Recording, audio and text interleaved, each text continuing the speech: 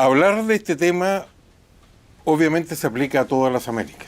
Es un tema no solo en nuestra América Latina, es en el Caribe, es en el Brasil de habla y es en Estados Unidos, como decía nuestro presidente Tomás Regalado. Y probablemente el tema de la educación y el adoctrinamiento va a ser extraordinariamente influyente en las elecciones de noviembre, como lo han sido en otras elecciones locales, por el tipo de temas que describía el profesor Gutiérrez. Y sospecho que también es en otros países, pero no tengo la evidencia como para apoyarlo, salvo decir que, como esto se publicita en las redes sociales, que mientras las revisaba, la única que tengo es Twitter, al menos recibí 7 comunicaciones de España, probablemente le llegaron a otros también, ya que fueron nuestros correos publicitados, diciendo que también se aplicaba a la madre patria. Creo que es de gran importancia porque en nuestros países es un elemento explicativo del comportamiento electoral en varios países. No es, por cierto, la primera vez que existe adoctrinamiento, pero es claramente un fenómeno donde en este siglo XXI el adoctrinamiento está reemplazando a lo que entendíamos como educación a fines del siglo pasado. Probablemente mucho se pensó que después de la desaparición de la Unión Soviética, los países o nuestros países orientarían el tema educativo hacia el futuro y el desarrollo. Pero el optimismo fue tan exagerado como pensar que al término de las dictaduras militares habría el camino a democracias sólidas.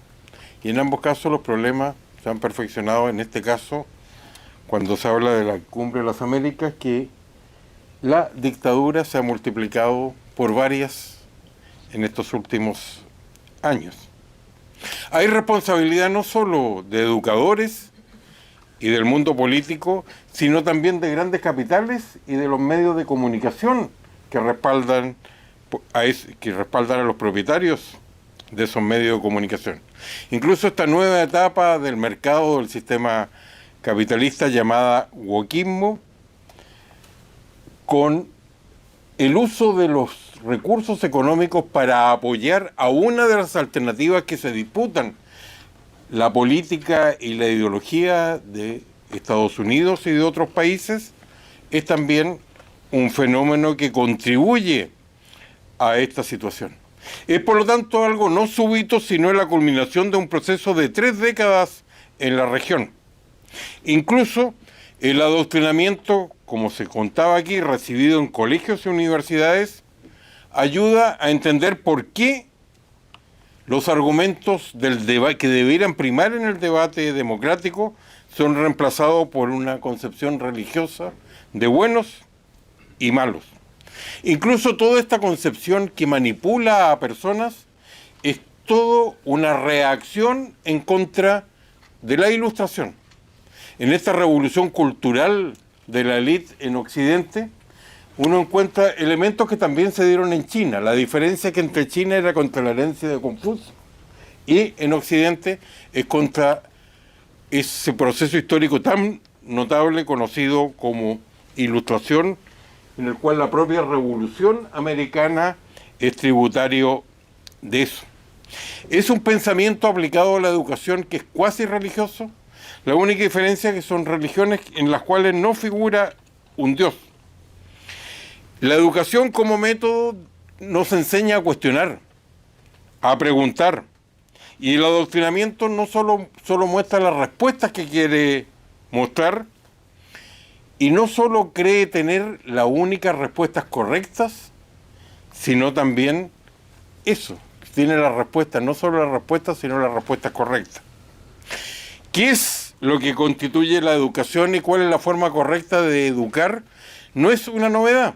Son las preguntas que se formularon los griegos, incluyendo a personas tan notables como Aristóteles.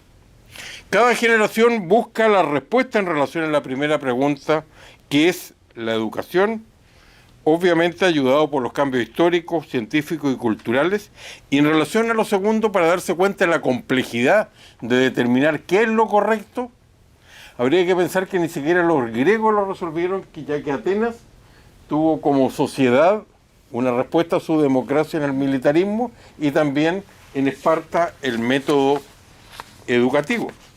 Incluso la educación se cuestiona si lo que se enseña es correcto, por la sencilla razón de los notables éxitos que se dispuso con teorías equivocadas, como el que la Tierra era plana y no redonda, pero buena parte del mundo conocido fue conquistado por quienes creían que el mundo era plano.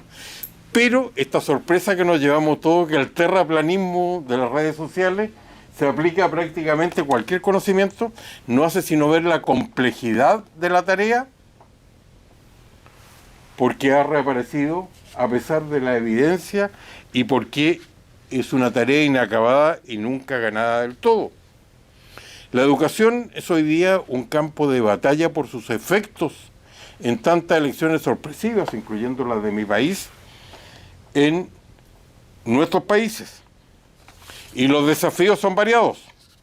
El primero, ¿cómo logramos que en tiempos de despliegue de la imagen por sobre la cultura del libro, en el cual por edad yo soy tributario, cómo logramos que el aprendizaje, es decir, lo nuevo, reemplace al simple entrenamiento que sirve tanto al adoctrinamiento, que es lo conocido?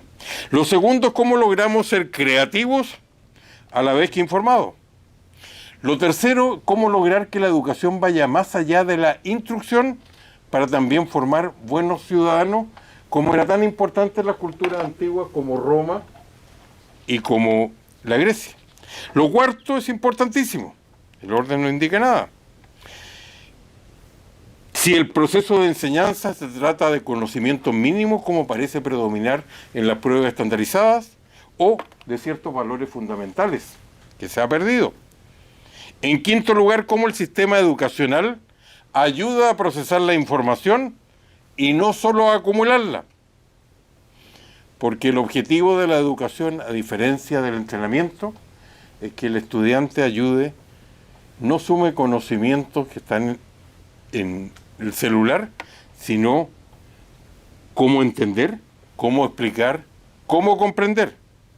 En sexto lugar, no continuar hablando de etapas pre, post, primaria, superior y entender a la educación como un proceso continuo que dura toda la vida, individual a la vez que social. Y todos somos testigos de los temas que realmente nos importan, que uno esté trabajando, estudiando, los va a continuar aprendiendo e informándose prácticamente todos los días. ¿Cuál es el lugar que la educación le da en séptimo lugar a la creciente cultura visual y por lo tanto buscar las respuestas en los por qué más que en lo cómo, en los cómo? Por último, ¿cómo renovar el desafío de la educación para con toda generación? Es decir, el compromiso ético con la verdad y que no existe una verdad absoluta ni siquiera en la ciencia. La ciencia, y por eso la diferencia con el entrenamiento, porque a todos nos consta que la ciencia crece a través de quiebres epistemológicos. El adoctrinamiento, yo pienso que aprovecha esa sensación de crisis permanente con la que se vive, esa dificultad para darle coherencia y sentido al mundo. Y por lo tanto el verdadero, y con esto termino, arma para derrotar es una actitud crítica. No un chispazo de genio, sino una actitud frente a la vida. Por lo tanto, herramientas para entender y para comprender. ¿Cómo ayuda al sistema, al proceso educativo a evitar la manipulación de la emoción sobre la razón, que es la que predomina en el comportamiento político, y este adoctrinamiento que lleva a que una vez que ya son adultos, crean la narrativa por sobre los hechos? En conclusión, inteligente no es aquel que sabe más, sino aquella persona que tiene además capacidad de cambio, no solo como parte de una especie, sino lo más difícil para una sociedad, lograr que la sociedad misma, el sistema, ayude a desarrollar esa capacidad de asombro que nos permite a la razón coexistir con la emoción. Muchas gracias.